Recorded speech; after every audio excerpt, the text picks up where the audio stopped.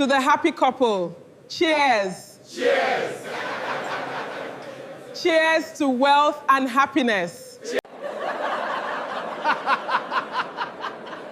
300 of the wealthiest people in the whole city, all pointing their fingers at one poor woman in a faded, old dress. She stood alone by the great doors, shaking, her eyes on the floor. Then the beautiful bride walked up to her. She smiled a cold, cruel smile, and she poured a full glass of red wine, slowly, down the front of the poor woman's only good dress. The whole hall roared with laughter. Throw this dirty beggar out of my wedding!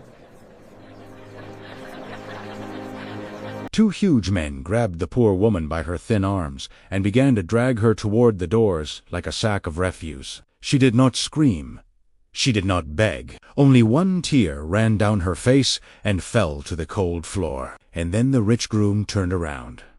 He saw her face. The glass dropped from his hand and shattered. In front of 300 people, in front of his own bride, in front of her powerful father, the richest man in the city walked across that hall and fell down on his knees before the poor woman in the wine-stained dress. The whole room went silent, and everyone heard the words that left his mouth.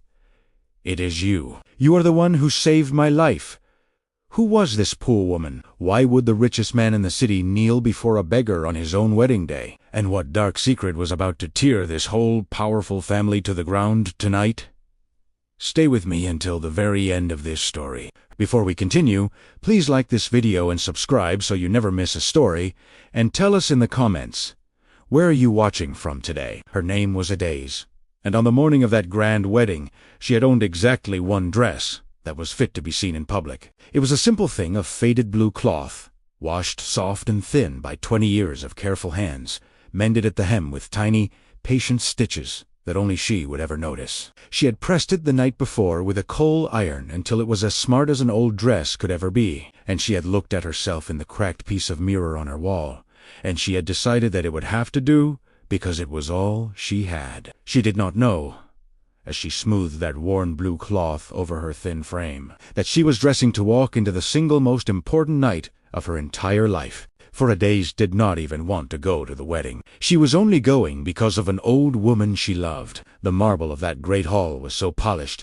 it threw back the light of 1,000 golden bulbs, and the air was thick and sweet with the perfume of imported flowers and the powders of rich women. There were ice sculptures taller than a man. There were towers of food that could have fed Adeze's whole village for a month. And into all of that glittering wealth walked a poor woman in a faded blue dress, holding tightly to the arm of a frail and beloved old woman. And from the very first moment, the eyes of the rich began to gather on her like flies, gathering on something they meant to feast upon. She had no idea that the groom, whose laughter she could hear from the high table, the great and golden Obina Okanko, was a man she had once held in her own arms as he lay dying in the rain. She had no idea that her faded blue dress was about to become the most talked-about dress in the entire city. And she had no idea that within the hour, the proudest people in that hall would be on their knees, and the lowest woman in the room would be lifted higher than any of them. But to understand how a poor village woman came to be standing, wine-soaked and trembling, in the wedding hall of the richest man in the city, you must first go back. You must first understand the two people whose lives had once crossed on a dark and bloody night, years before, and had never truly let go of one another since.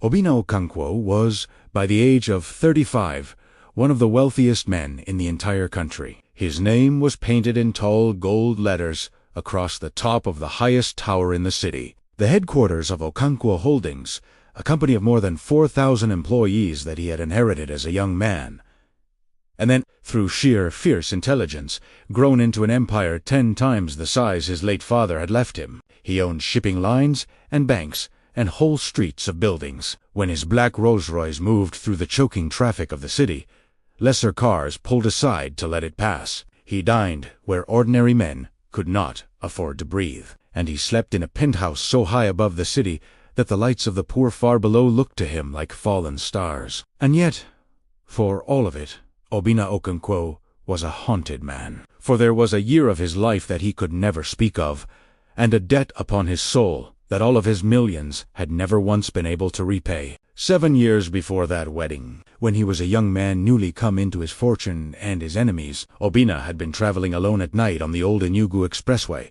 far from the city, when his car was forced off the road. He remembered very little of what came after. He remembered the headlights of another vehicle, blinding him through the rain. He remembered the crunch of metal and the world turning over. He remembered rough hands hauling him out into the storm, and terrible blows, and a flash of pain like fire in his side. He remembered being dragged across wet stones and thrown down a muddy embankment into the bush like a dead animal. And he remembered the cold rain falling on his broken body, and the voices of men above him on the road saying, calmly, that the job was finished, that the rich young fool would not see the morning. And then he remembered nothing at all, for a long, long time. Obina Okonkwo should have died in that ditch in the rain. The men who left him there were certain of it. By every law of medicine and of nature, he should have bled out alone in the dark, miles from any hospital, and become just another wealthy man who vanished on a dangerous road, mourned in the newspapers, and quietly forgotten.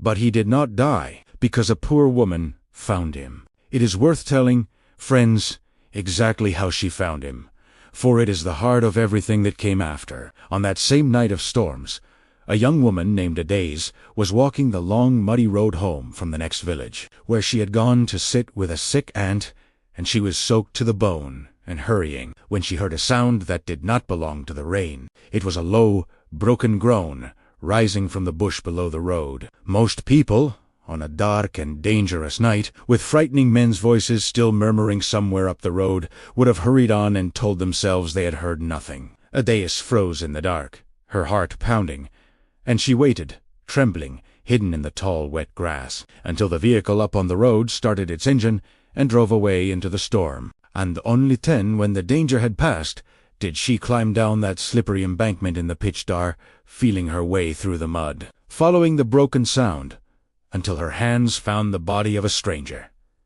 He was barely alive. His fine clothes were torn and black with blood and mud. His face was so beaten she could not have told you if he was young or old, and he was far, far too heavy for one thin woman to lift. So Adeze did the only thing she could. She took off her own headscarf and pressed it hard against the worst of his wounds to slow the bleeding, and she stayed there with him in the freezing rain, holding his head out of the mud and the running water, talking to him, telling him to hold on, telling him that help was coming, until the first gray light of dawn, when she could at last run for her neighbors and bring back 2 strong men and a handcart to carry the dying stranger to her home. There was no hospital in Adeze's poor scattering of villages. The nearest one was a full day's journey away, on roads that the floods had half washed out, and it would have cost money that Adeze did not have and could not borrow. So she nursed him herself in her one small mud-walled room, with the help of the old village healer and his bitter herbs, and with whatever medicine she could scrape together. And what she could scrape together she paid for by selling, one by one, every small thing she owned in the world. She sold her only goat. She sold the good wrapper that had been her late mother's, the one nice thing she had kept all those years. She sold her few coins of savings down to the very last one, and when the money was gone, and the stranger still burned with fever, she sold her own labor in advance, promising weeks of washing and farm work to anyone who would give her a little cash for medicine. Now, for many long weeks, the stranger drifted between this world and the next. The fever took him so high that he raved and wept and called out names of people Adeze would never know. His wounds wept and had to be cleaned and bound again and again. And through every single one of those nights, Adeze sat beside him on the floor, spooning broth between his cracked lips, one careful drop at a time, laying cool, wet cloths across his burning brow, and singing to him, low and soft, the same gentle songs her own mother had once sung to her, the kind of songs that make even sorrow lie down and rest. She did not know his name. She did not know if he was a good man or a wicked one, rich or poor, worth saving or not. She only knew that he was a human being in agony, and that she had 2 hands, and that her mother had taught her that this was enough of a reason. Slowly, impossibly, the stranger began to mend. The fever broke at last one gray morning, and he opened his eyes, clear for the first time, and looked up at the tired young face that had hovered over him through all his darkness. He was weak as a newborn, and his memory of how he had come, it was a shattered blur. And he was, even then, a guarded man. Slow to truth, slow to give away who he truly was. He never told Adais his full name. He never told her of his towers, or his millions, or the enemies who had tried to end him, for some careful instinct, even in his weakness, told him to keep those things hidden until he was strong. He only thanked her, again and again, with eyes full of a feeling too big for words. And on the day he was finally strong enough to walk to the road on his own 2 feet, he took both of Adiza's hands in his, and he made her a promise. "You have given me back my life," he said, "and you have given up everything you owned to do it. I swear to you, on my mother's grave, that I will come back. I will return, and I will repay this 1,000 times over. Wait for me. I will not forget you." And then he walked out to the road, and a passing lorry carried him away, toward the distant city and his stolen life.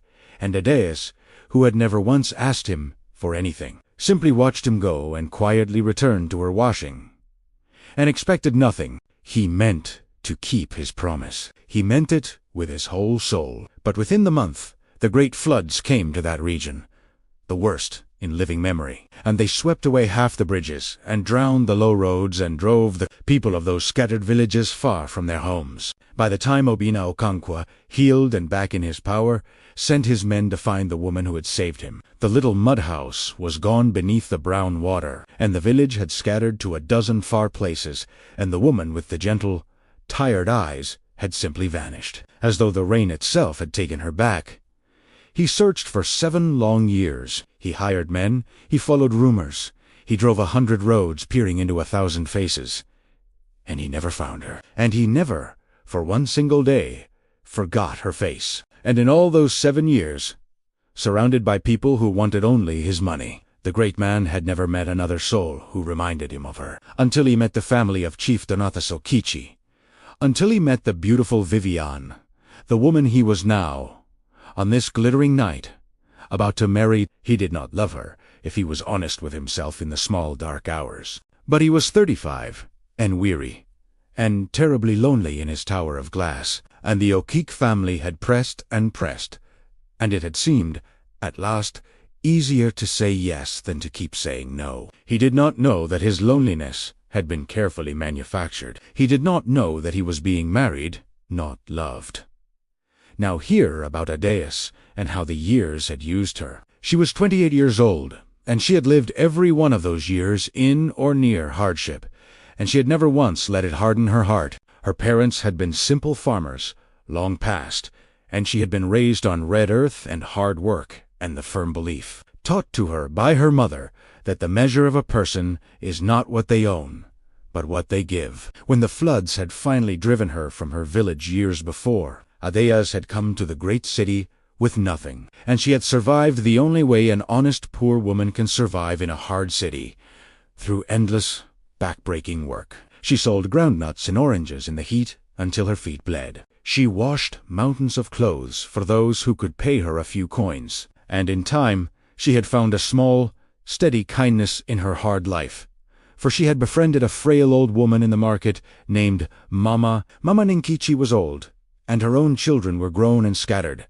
and the proud, busy world had mostly forgotten her. But every single day, Adais carried the old woman's heavy basket without being asked. Every day she sat with her in the shade and shared her own small food, though she had little enough for herself. And slowly, over the years, the two of them had become as close as a true mother and a true daughter, the rich old bond of two lonely people who had quietly chosen one another out of the whole indifferent city. What Adais did not know, what Mama Ninketsi had simply never thought to mention, for why would she, was that the old woman in the market had once, long ago, been the beloved nanny of a tiny boy named Obina, and that when that boy grew up into the richest man in the city, he never, ever forgot the old woman who had raised him with songs and warm hands when his own busy parents had no time, and that there was nothing in this world that the great Obina Okonkwo would refuse his old Mama Ninketsi, including an invitation for her and one guest of her own choosing to the highest table at his wedding. There was only one shadow on the bright happiness of the old nanny that week, for lately something about her beloved boy's coming marriage had begun to trouble her old heart, and she could not say exactly why. The bride's family smiled too much, and their eyes did not smile along with their mouths. Chief Donatus held her boy's arm a little too tightly, like a man holding something he owned rather than someone he loved. Something in that powerful, beautiful, hungry family did not add up, and it sat in the old woman's chest like a swallowed stone. But Mama Nkechi was only an old woman, and who would listen to an old woman's worry on so grand a night? She did not know how right she was. She did not know that she was about to walk her poor, kind friend, Adias, straight into the center of a buried crime, and in so doing, save her beloved boy's life for the second time. The wedding of Obinna Okonkwo and Vivian Okich was the grandest the city had seen in 10 years, and the family of the bride had spared nothing to make it so. Chief Donatus, the father of the bride, was himself a powerful and frightening man, a businessman with a hard, handsome face and cold, watchful eyes, a man who had clawed his way to wealth and meant to climb far higher still. He moved through his daughter's wedding like a king through his own court, greeting senators and generals, clasping hands, his smile wide and his gaze never resting for long on any one face. His wife, Madame Okik, glittered at his side, draped in gold, looking down the length of her nose, at a world she found mostly beneath her, and his daughter Vivian was the perfect image of them both.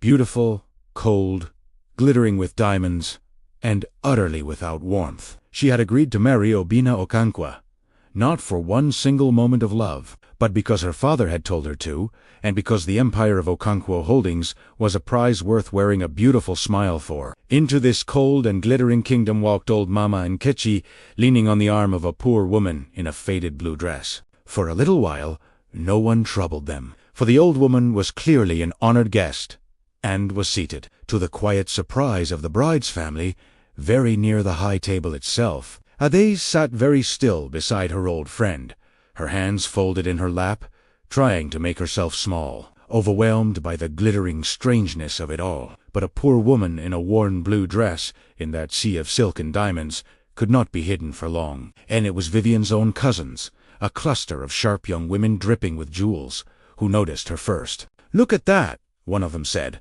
lifting a glass and pointing with her chin straight at Adaeus, not bothering to lower her voice. "Is that a guest? Or did one of the cleaners wander in and forget to leave?"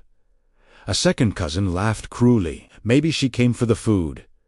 Look how thin she is. Should we send a plate to her gutter?" The laughter started small, a few cruel titters behind painted hands, and then it began to spread, the way fire spreads through dry grass, from table to gilded table. People turned in their fine chairs to stare. Jeweled fingers lifted to point. The whispers grew louder and crueler, the words rolling toward Adaeus like a slow and poisonous tide, words like beggar and rag.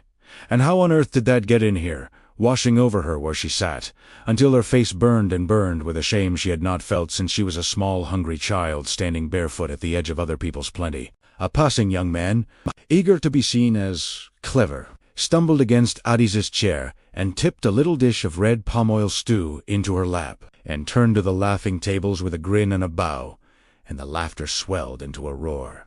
"Do not mind them, my daughter," Mama Nkechi whispered fiercely, gripping Adi's hand hard under the table, her own old eyes blazing with anger. "Their fine clothes have not bought them one good heart between the whole laughing lot of them. You are worth more than this entire hall, and every one proud thing in it. Sit up straight. Do not give them your tears." But the cruelty had found its scent now, and it would not be called off. Vivian herself, the radiant bride, had finally noticed the commotion rippling through her own grand wedding. And when she turned and saw what it was, when she saw the poor woman in the rag of a dress, seated so near her own sacred high table, sharing in her perfect night, a cold and personal fury rose up in her at the insult of it. She rose from her seat in a whisper of white silk. The whole hall watched, delighted, sensing sport, as the beautiful bride glided slowly down toward the poor woman. She lifted a tall crystal glass of deep red wine from a passing tray as she came. And then, in front of 300 laughing, glittering guests, Vivian poured that entire glass of red wine slowly and deliberately down the front of Adie's. One good dress, the dress she had pressed so carefully the night before with her own hands, and she watched the dark stain spread across the faded blue like spilled blood, and she smiled. "There," Vivian said sweetly, into the rising roar of laughter. "Now your ugly little rag matches the floor a beggar belongs on. Security." She did not even look at Adie's again. "Throw this filth out of my wedding before it ruins the photographs." And the two great men in black suits stepped forward and seized Adie's by her thin arms and lifted her half off her feet. She did not fight them. She did not scream, or curse, or beg. She thought of her dead mother, and of all the years she had held her head up through every hardship, and she simply lowered her gaze, and let the hot tears come at last, and prepared in her heart to be dragged out into the night in front of all those laughing, glittering people, exactly as she had been looked down upon and stepped over her whole life long. And it was exactly then, in that lowest moment, that the groom turned around. Obina Okonkwo had been at the high table, far down the length of the hall, half listening to a droning senator, his mind 1,000 miles away, when the great swell of laughter finally cut through his thoughts and pulled his eyes toward the doors. He looked down the length of that vast and glittering room, past the ice sculptures and the towers of food, to where two of his father-in-law's security men were dragging a thin woman in a wine-stained blue dress toward the exit, and he saw her face. Time stopped. The world stopped. Everything stopped. The crystal glass slipped from his fingers and exploded into 1,000 pieces on the marble floor, but Obina Okonkwo did not hear it. He did not hear the music, or the cruel laughter, or the senator still droning on at his very elbow. He saw only that face, that gentle, tired, unforgettable face that had leaned over him through the long fevered nights 7 years before. The face whose low songs he had heard in his dreams for 7 years. The face he had searched a whole country to find and had begun, in his loneliest and most despairing hours, to fear he had only ever dreamed. He came up out of his chair so fast that it crashed over backward behind him. He stepped down off the high dais, his eyes never leaving her. And then the richest man in the entire city was crossing his own wedding hall at a stumbling run, his fine leather shoes slipping on the polished marble, his voice cracking as he cried out a single word that no one else in that whole room could understand. "Stop!" The security men froze. The laughter died in 300 throats at once, and before the whole glittering, powerful, astonished crowd, before his own cold bride and her mighty father, the great Obina Okonkwo reached the trembling poor woman in the wine-stained dress, and he fell down onto both of his knees before her on the cold marble floor, and he took her thin, work-refond hands gently into his own, and he wept. "It is you," he said, and every word shook. "I would know your face anywhere in this whole world. You are the one who found me in the rain. You are the one who held my head out of the mud.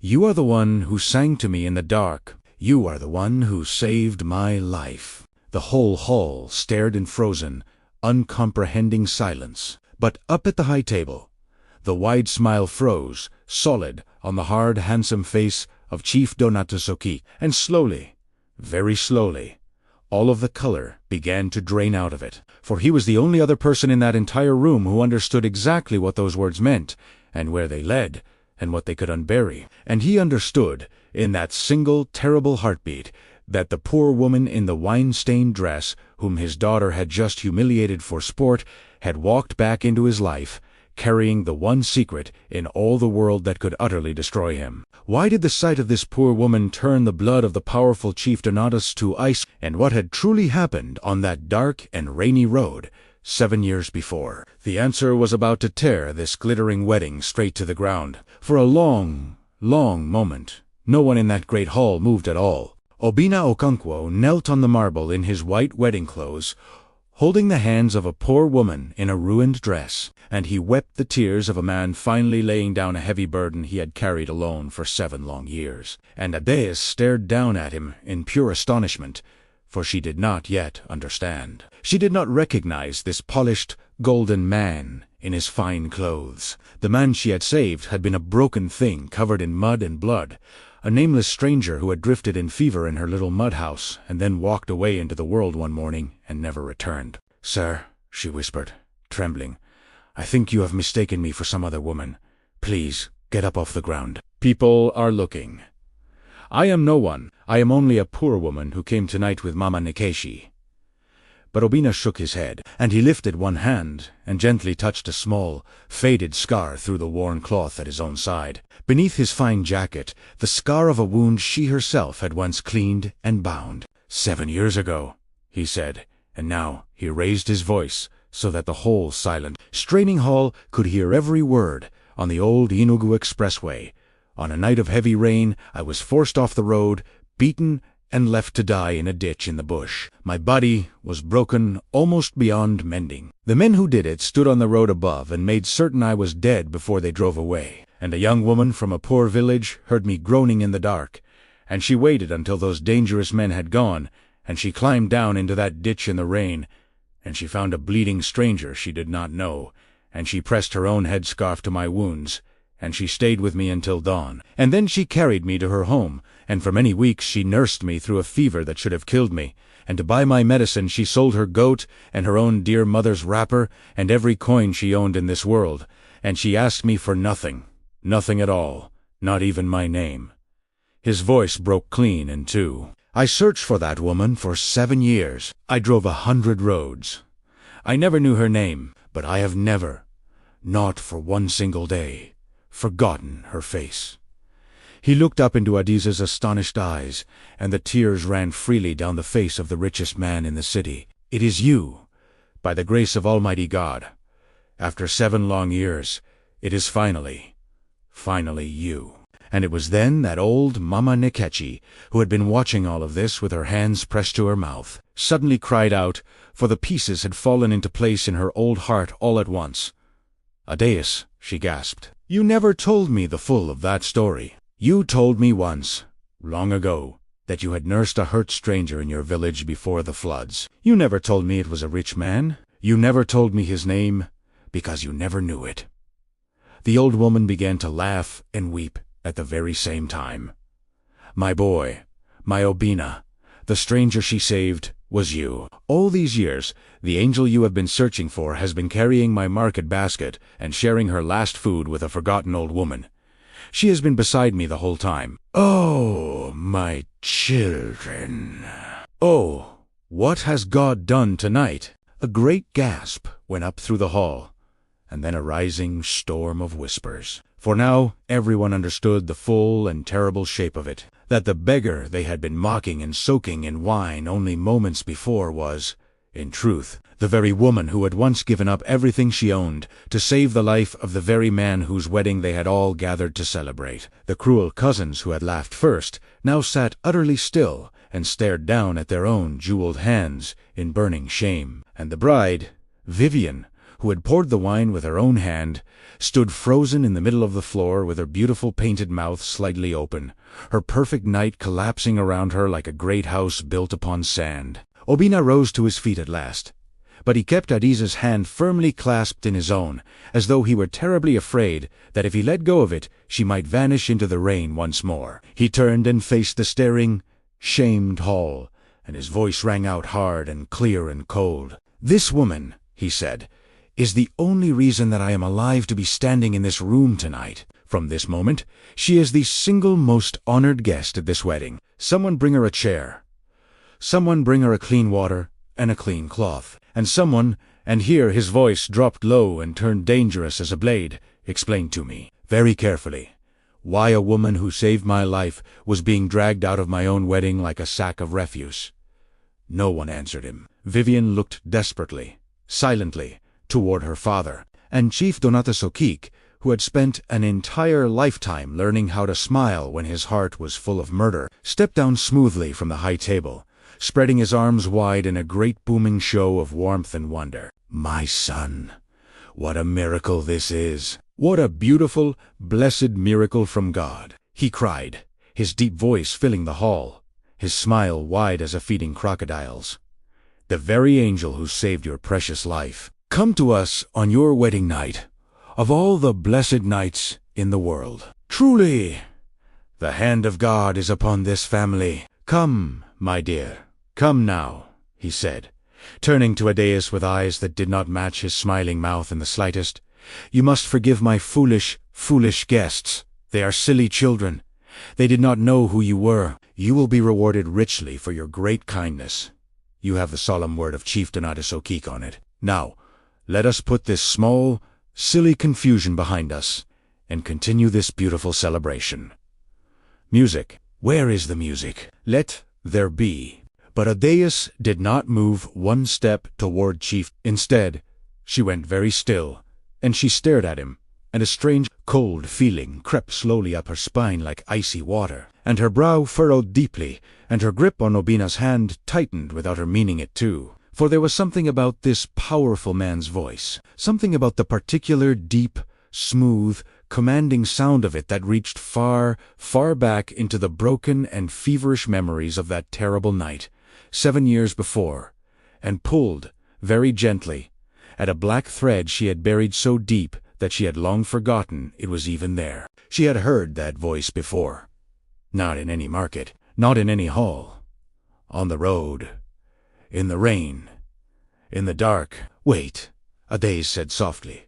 And though she did not raise her voice at all, something in its tone cut clean through the whole hall, and silenced even Chief Donatus.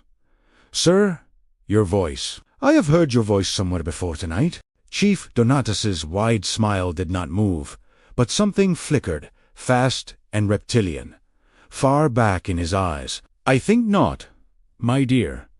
We two have surely never met before this night. How could a great man, such as myself, ever have crossed paths? On the road, Adeus went on, slowly, her own eyes growing wide and distant as the buried memory rose up through the 7 years like a drowned thing rising slowly through dark water. That night, when I came down the embankment in the rain to where this man was lying broken, there were still men up on the road above me, in the dark, and their voices carried down. That is why I hid in the bush and waited, because I was frightened of them, and I dared not move until their vehicle had driven away. And one of those men, the one who was giving all the orders, the one whose voice the others answered to without question, had a particular voice.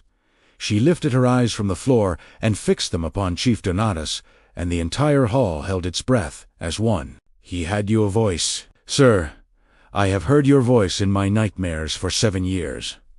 It was you. You were the man on that road. You are the one who gave the order to throw this man into the ditch and leave him to die.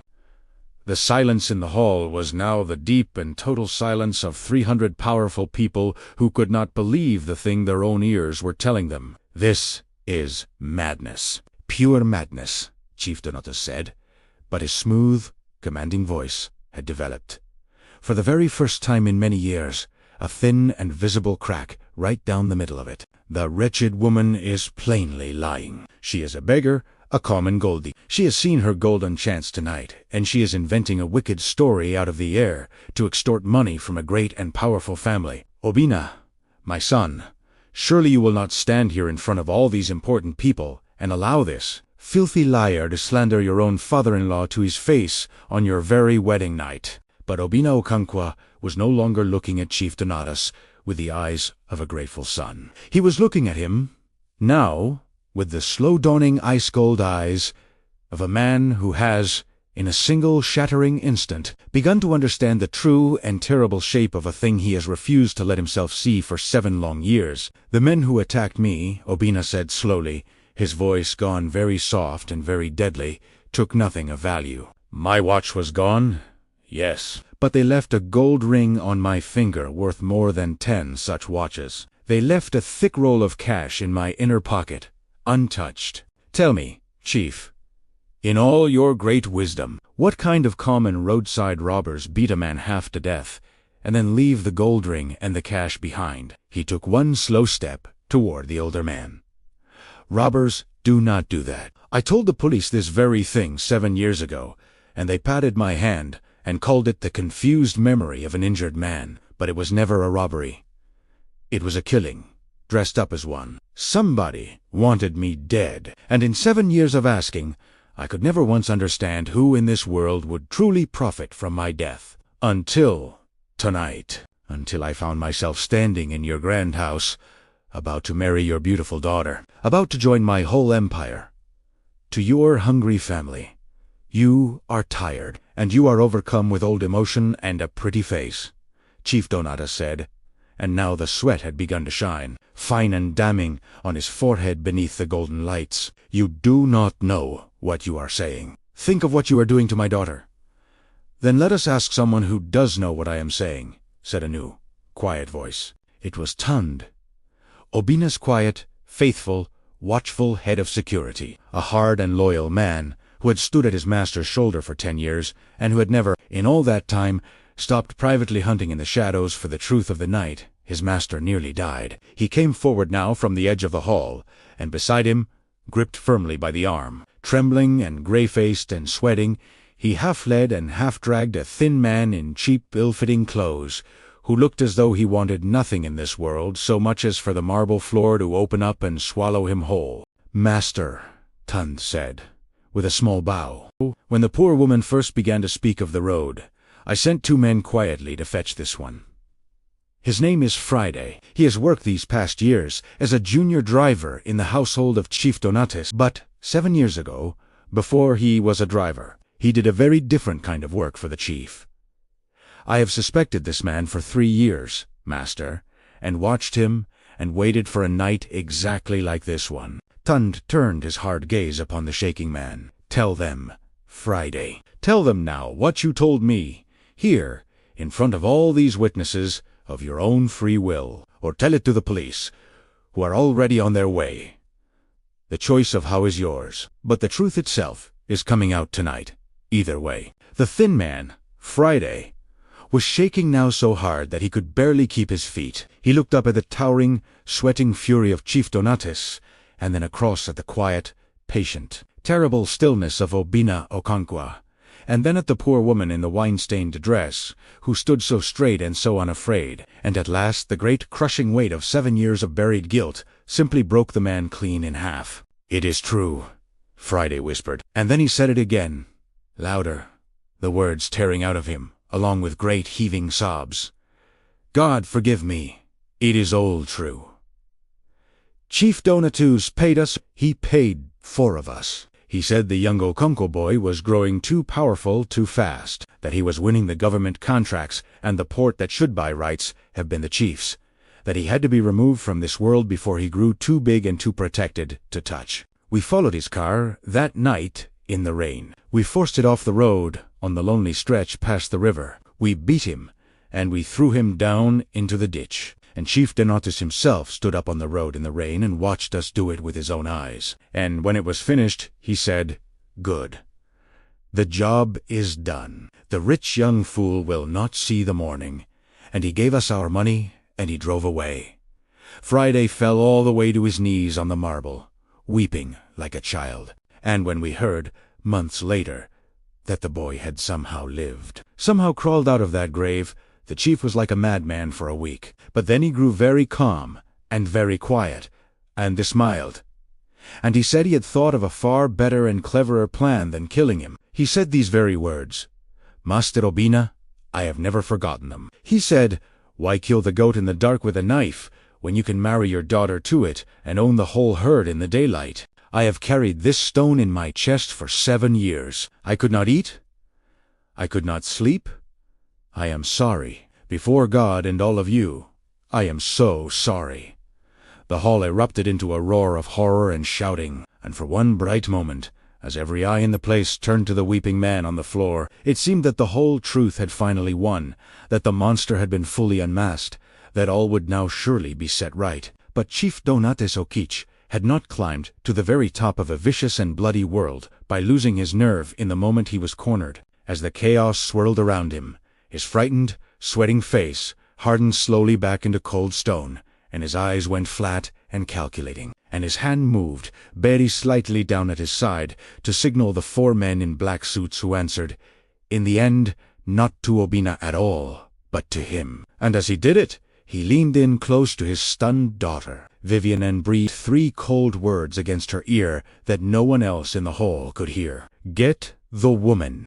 For in that instant of chaos, the cornered killer had understood one last, vital thing with the cold and perfect clarity of a man fighting for his life. The driver, Friday, was a confessed criminal, a weak and weeping man whose word any clever, expensive lawyer could tear into 1,000 worthless pieces before a judge. But the poor woman, Adeus, she was something else entirely.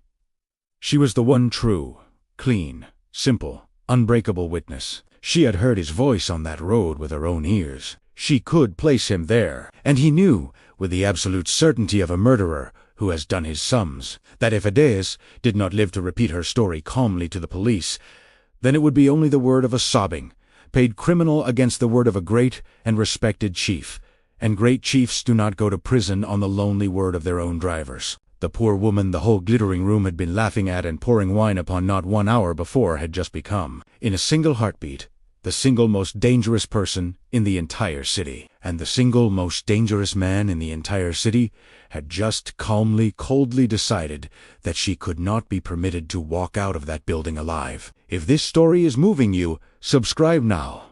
The ending will change how you see everything. It happened fast, the way such terrible things always do. In the swirl of shouting and confusion, 2 of Chief Donatus's men in black suits began to move quietly and purposefully through the crowd toward Adeus, one closing in from each side, their faces blank and professional, their broad hands already reaching out. Adeus, still holding tight to Obina's hand, felt the cold shadow of the danger before her mind had fully understood it, the way a rabbit feels the falling shadow of the hawk before it ever looks up, and she went rigid with fear. But she was not alone anymore. She had not been alone for one single second since the moment Obina Okonkwo had fallen to his knees. At her feet, Tund Obina said. He did not shout. He did not need to shout. Do not let any man lay a single finger on her. Do not let one person leave this hall. Lock every door. The police are already at the gate. And it was true. The quiet, faithful Tund had done a great deal more than merely fetch the trembling driver. The very moment that Adeus had lifted her hand and named Chief Donatus's voice from that road, Tund had stepped back into the shadows and made a single short telephone call. And now the enormous brass doors of the wedding hall boomed shut all at once, and Obina's own personal security men, 10 of them, hard and faithful and well-trained, stepped smoothly into place along every wall and across every exit, and the 4 men in black suits who served Chief Donatus stopped dead where they stood, suddenly and badly outnumbered, their nerve draining away now that their master's great power had so visibly begun to crack and crumble before the eyes of the whole city. Then Obina Okonkwo turned to face Folon, the man who had once tried to murder him, and who had then spent 7 patient years preparing to swallow whole everything that he owned. And the long, awaited confrontation finally began in earnest. You stood up on that road in the rain, Obina said quietly, beginning to walk slowly, deliberately, toward the cornered chief. And you watched your paid men throw my broken body into a ditch like a dead dog, and you called it good. And then, knowing all of that, carrying all of that, you smiled at me across 100 dinner tables. You shook my hand. You placed your own daughter upon my arm. You stood beside me, and you called me your son. You have not one shred of real proof. Chief Donatus, retreating a single step, his feeding crocodile smile entirely gone now, his true face showing through it at last, hard and ugly and twisted with a lifetime of hatred, the mad ramblings of a filthy beggar woman and the lies of a frightened, bribed servant. I will dismiss the both of them before breakfast tomorrow. Do you have any idea who I am, boy? Do you know the judges who dine at my table? The men who answer my calls in the dead of night? You are nothing. You always were nothing. Your soft father was nothing. I built this family up from the raw gutter with these 2 hands, while men like you were— Then deny it, Obina said, his voice never rising, advancing another slow step. Deny it to my face, here in front of every powerful witness in this city. Look me in the eyes, Donatus, and tell me you did not pay for men to take my life. And here, the great Chief Donatus Okich did exactly what cornered wicked men have done since the beginning of the world. First, he denied it, utterly. I deny every word of it. This is a filthy conspiracy against my family and my good name. Then, when the weeping driver on the floor cried out again that every word was true, the chief deflected, whirling his fury instead upon Adia. This filthy, scheming peasant woman is the rotten heart of this whole lie. She has bewitched you with some cheap village charm and a sad story, a common groundnut seller off the street, and you would take her word over the word of a chief. Throw her out into the gutter where she belongs. And all of this nonsense walks out the door along with her. Then, as Obina lifted again the small faded scar at his side, as the driver knelt sobbing out the names and the dates, as the poor woman stood straight and silent and unbroken, and the whole shamed room turned its eyes upon him in open disgust, the chief's furious denials began at last to crack and crumble, and the smaller, uglier truth started to leak out through the cracks against his will. And so, what if there were business disagreements between your father and myself? He hissed, his eyes darting now toward the locked doors. We were rivals. That is simply the nature of business at the very top. Sometimes, in such a war, men get hurt. It is regrettable. It is not personal. It is not what this lying woman is trying to twist it into. You ordered 4 men to beat me to death and throw me in a ditch, Obina said, like a hammer driving a nail, and at the very last, cornered fully against the marble wall, his power stripped away from him layer by layer, his doors locked, his men frozen, his crimes spoken aloud by a witness. The great chief Donatus Okich stopped denying altogether, and he justified. And in justifying himself, in his towering, contemptuous pride, he confessed the whole of it, his deep voice rising to a shriek of pure and naked contempt that rang into every corner of the silent hall. Yes, I ordered it, and I would order it again tomorrow, he screamed, and the whole great hall recoiled from him as one body. You were a soft, lucky, coddled boy, sitting fat on top of an empire that your father built for you, and you were taking what was rightfully mine. The contracts, the ports, the favor of the powerful men at the top, all of it should have been mine, every last piece of it. I clawed my way up out of true poverty with my own bleeding hands, while you were born with a silver spoon rammed down your soft throat, and then you dared to stand in my path. So yes, I had you removed, the way a great man removes any obstacle in his road. That is how the world truly works. Boy, underneath all the pretty smiling, the strong reach out and they take, and the weak die in ditches in the rain where they belong. And the only flaw, the single only mistake, in a perfect and beautiful plan, was that some worthless, interfering village rat, with nothing better to do with her miserable life, crawled down into that ditch and dragged you back out of your own grave. And even then, I was clever. When I heard you had somehow lived, I did the patient thing, the intelligent thing. I sent my own beautiful daughter to put a smile on your foolish face and a ring on your finger, so that I might take your whole empire from you in the broad daylight with a marriage certificate and a smile, instead of in the dark with a knife and the rain. And it would have worked. By this time next year, I would have owned every brick and every coin you possess, if not for her. And he flung out one shaking, trembling finger straight at Adeus, his whole face contorting with 7 years of poisoned, festering hatred. If not for that one miserable, interfering, poverty-stricken peasant, and her useless, cursed, meddling kindness. The full confession rang out across the frozen, horrified hall, and there was no calling it back, no clever lawyer who could ever unsay it. 300 of the most powerful and respected witnesses in the entire country had heard the whole black truth of it spill out from the man's own mouth in his own shrieking voice. And then, into the ringing silence that followed, Adeus spoke, the poor woman in the wine-stained dress, the woman they had all pointed at and laughed at and soaked in red wine and tried to drag out into the night not 1 hour before. She gently let go of Obina's hand, and she stepped forward, alone, toward the cornered, panting chief, and she was not trembling any more, not even slightly, and when she spoke, her quiet, steady voice carried with perfect clarity to every last silent corner of that vast and glittering room. You call me a peasant, she said. You call my kindness useless and cursed and meddling. You stand here in your fine stolen clothes, in your fine stolen power, and you tell this whole room that the strong reach out and take, and that the weak die in ditches in the rain. But I want you to look around you. Chief, look very carefully at where all of your great strength has finally carried you tonight.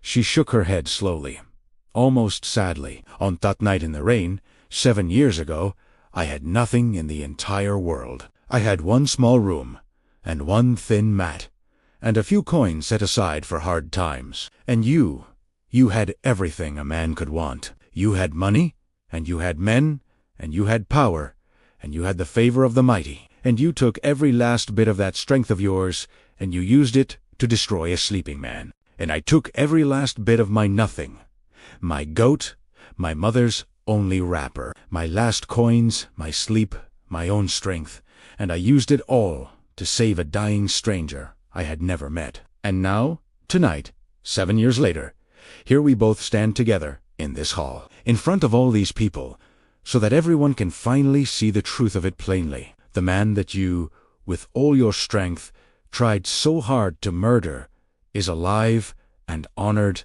and loved. And you, with all your strength, are about to lose every single thing you ever stole. And you're naming your freedom, Bisay. She looked at him then with something that was almost, but not quite, a kind of pity. That is the one great truth that your whole wicked life never once managed to teach you.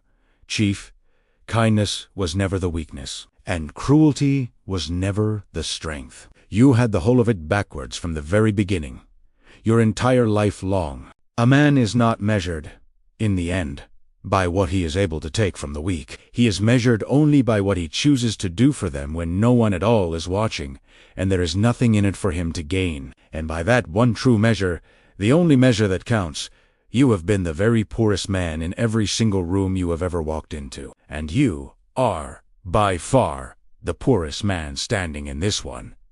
No one in all the hall made a single sound, and in the distance beyond the locked brass doors, growing louder and louder, came the rising wail of the police sirens. The police came in through the great brass doors that Tunded locked, a dozen officers and more, and close behind them came hard-faced men from the State Security Service, for a confessed conspiracy to murder one of the wealthiest and most well-connected men in the entire country is not a small or a quiet matter. And Tun's single telephone call had been placed to numbers that reached very high indeed. What followed in that hall, the whole city would talk about in hushed and astonished voices for years and years to come. Chief Donato Kich was arrested in his own daughter's wedding hall, in his fine golden robes. In front of the very senators and generals and glittering high society he had spent his whole grasping life, trying so hard to impress. He raged, and he threatened, and he called out the names of powerful friends. But on that night, with 300 witnesses to his shrieked confession, not one of those powerful friends would meet his eye, and the handcuffs closed around his wrists all the same. The trembling driver, Friday, repeated his full confession to the officers, weeping all the while with the strange and terrible relief of a man finally setting down a great stone he has carried up a long hill for 7 years. And he gave them the names of the 3 other men, and the dates, and the places, and even, it was later quietly found, the exact bundle of blood money he had been too frightened and too guilty to ever once spend, hidden all these years beneath the floor of his room. Obina's lawyers produced, within the week, the old yellowed police file, the strange robbery that had taken a cheap watch but left behind a heavy gold ring. And now, at last, with a true witness and a full confession, the buried truth of it could no longer be patted on the hand and waved gently away. And the investigation that opened in that wedding hall that night would, in the long months that followed, peel back layer after rotten layer, and uncover not only the attempt on Obina's life, but a whole deep and buried history of Chief Donato Sokak's crimes, stretching back 20 years. The bribes, the threatened judges, the business rivals who had quietly disappeared, the entire glittering empire built upon a foundation of pure rot. Everything that he had ever stolen would, in time, be taken back from him. Everything that he had built would fall. He would not see freedom again. And his daughter Vivian, the beautiful, radiant bride who had poured a full glass of wine down a poor woman's dress for the sport of it, who had known and smiled upon her own father's wicked plan and had played her own cold part in it, gladly, marrying a man she did not love, in order to help her father steal his empire, now found that the grand marriage that was to make her a queen of the city, instead, made her only the disgraced daughter of a notorious and convicted criminal. The great families who had once fought and schemed for her favor now crossed to the other side of the street to avoid even the speaking of her name. She walked out of that hall on the night of her own wedding, not as a triumphant bride, but as a ruined disgrace, and all the diamonds glittering at her cold throat could not buy her back a single thing that mattered, for there is no jeweler anywhere in this wide world who will sell you back a good name once you have thrown it carelessly into the gutter. But the law, and its prisons, and its punishments, were only one half of the justice that was done in that great hall that night, for the other half, the better half, belonged entirely to Adi. Obina Okonkwo, once the police had taken full charge, and the worst of the chaos had finally stilled, walked slowly back to the very center of that vast and glittering hall, to where the poor woman still stood alone in her ruined, wine-stained blue dress. And he did a thing that the 300 most powerful people in the country would never, as long as they lived, be able to forget. He turned, and he faced them all, every silent, shamed one of them, and he reached out and lifted Adiza's thin, work-worn hand high into the air for all of them to see, and he spoke. "Only 1 hour ago," he said, his voice ringing out clear and hard across the silent room, "this woman walked through those doors, and every one of you took one look at her old dress, and you laughed at her. You pointed at her. You poured your wine down the front of her. You called her a beggar, and a rag, and filth. And you tried to have her thrown out into the dark like rubbish. And I want each and every one of you, for the rest of your lives, to look at her standing here now, and to remember exactly what it is that you did, and exactly what it says about each of you." He paused, and his burning eyes swept slowly across the whole shamed and silent crowd. 7 years ago, this woman you called a beggar found a dying, nameless stranger broken in a ditch in the rain. She did not know if that stranger had a single coin to his name. She did not know if he was a good man or a bad one. She did not know if he would even live to thank her. There was nothing, nothing at all, in this whole world for her to gain by it. And she gave up every single thing she owned to save his life anyway. While all of you, and here his voice filled at last with a deep and rolling thunder, all of you, with your diamonds, and your fine imported clothes, and your great and important names, could not even spare that same woman one single kind look across a room. You have all of you spent your whole lives chasing after wealth, and clawing after status, and tonight, I dearly hope you have finally learned the one lesson your wealth could never teach you, that the very richest soul in this entire glittering hall walked into it tonight,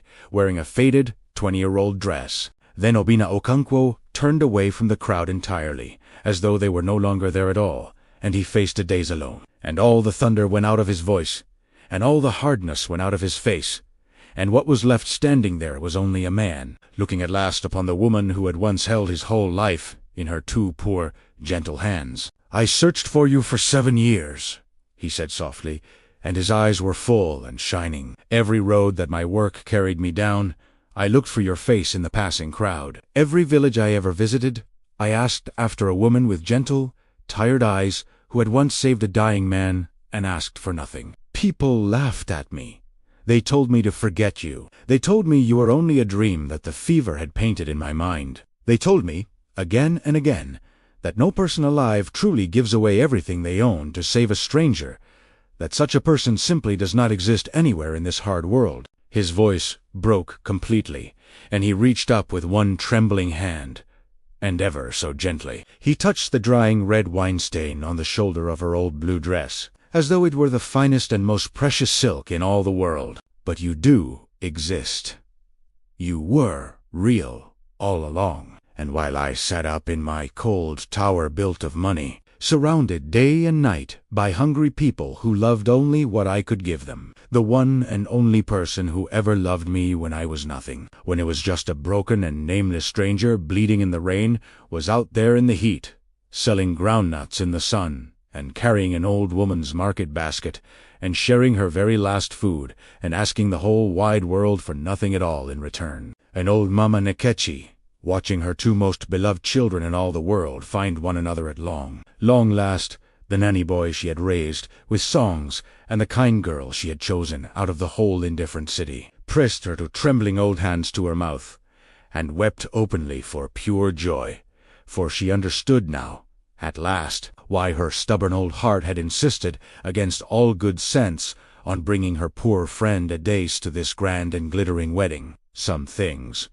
the old woman thought through her happy tears, the heart simply knows long before the slow head ever catches up. And Adace, who had walked into that hall as the very lowest woman in the entire room, who had been pointed at, and laughed at, and soaked in wine, and seized by the arms like a sack of refuse, finally let her own tears fall freely, and they were not the bitter tears of shame she had wept only an hour before. They were the tears of a thing she had long ago given up ever hoping for in this life, the tears of being seen, truly and fully seen, unknown and valued at last, in front of everyone, for exactly and only who she really was. "You owe me nothing, sir," she whispered to him at last. "I did not save you for any reward. I would do the very same thing again tomorrow, for any stranger I found dying in the rain."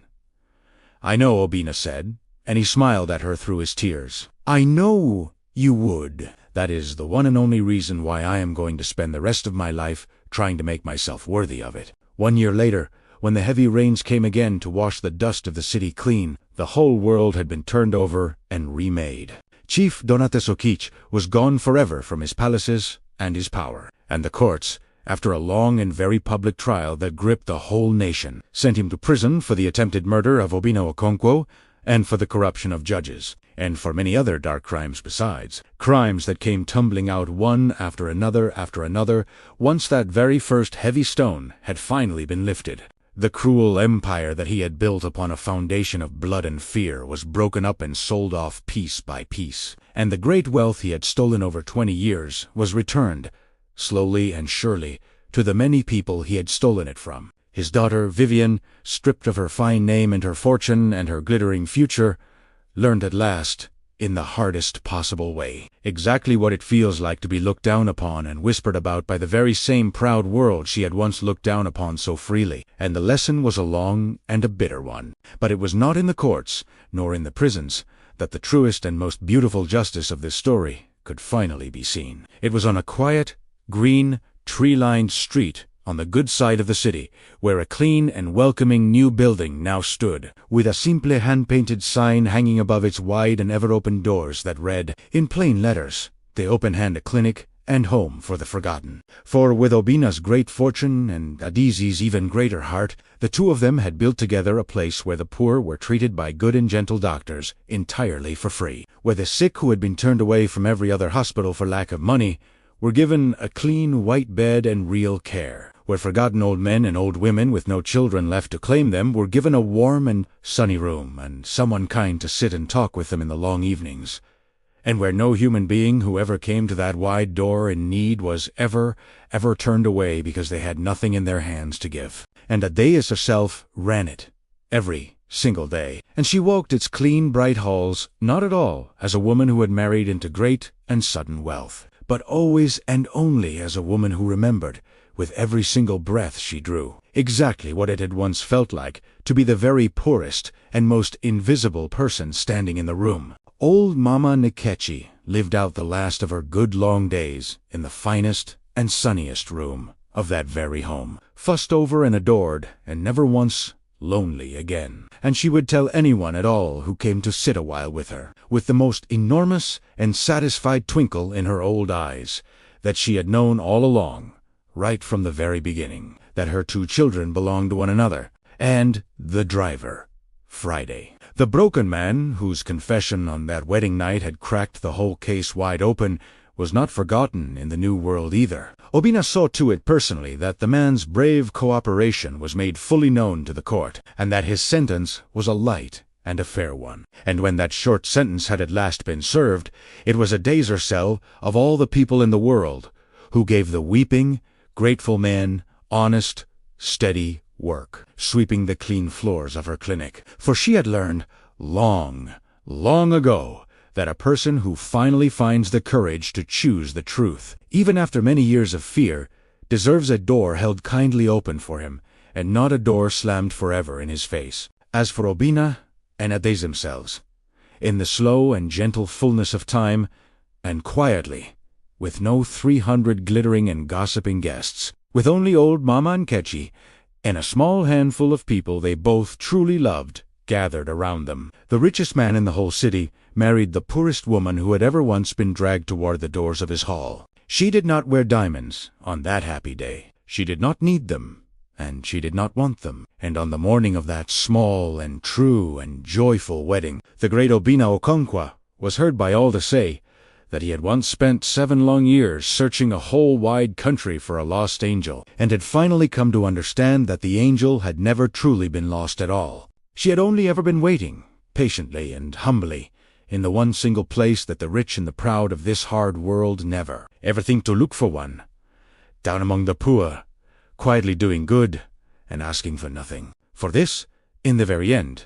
my friends, is the one great truth that the whole glittering, laughing, proud city was forced to learn in a single, unforgettable night, and that you and I would do very well never ever to forget. The world will measure you by the clothes upon your back and the money in your hand, and the world, in measuring you so, will be utterly and completely wrong. For a person can be draped head to toe in diamonds and gold and still be the very poorest soul in the room, and a person can stand in a torn 20-year-old dress and yet be richer by far than every king and every queen. In the end, it is never what you wear, nor what you own, nor what you are strong enough to take from those weaker than yourself, that truly measures the worth of a single human life. It is only, and it is always, the kindness that you were willing to give away freely in the moment when you yourself had nothing left, and no one at all was watching you do it,